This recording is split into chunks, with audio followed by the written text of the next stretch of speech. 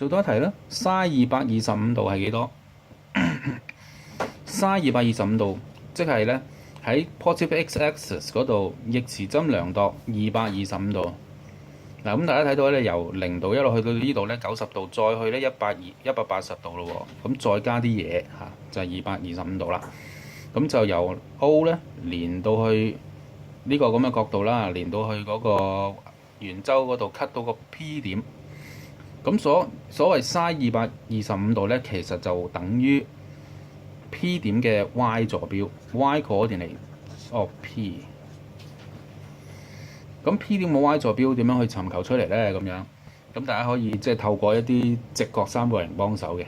咁就例如可以由 P 嗰度畫條垂線啦，去 x-axis 啦。其實我哋不嬲都咁做啦。咁跟住咧就考慮呢個三角形。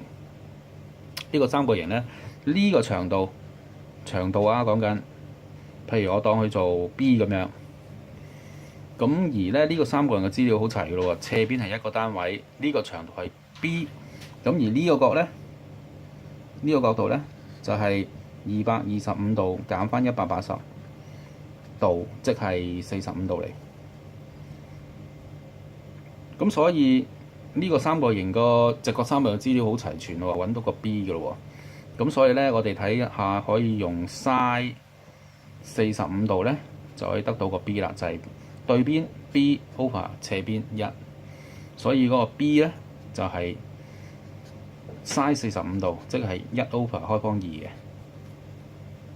咁而嗰個 P 點嘅 y 坐標 y coordinate of P 係等於幾多咧？嗱，呢個長度咧係1 over 開方2個單位，咁所以呢個位喺個 x-axis 下面咧，呢個 y 坐標 P 點嘅 y 坐標應該係負數嚟嘅喎，喺個 x-axis 下面係負數，所以你唔可以寫個 B 就咁話1 over 開方2，而係負1 over 開方2。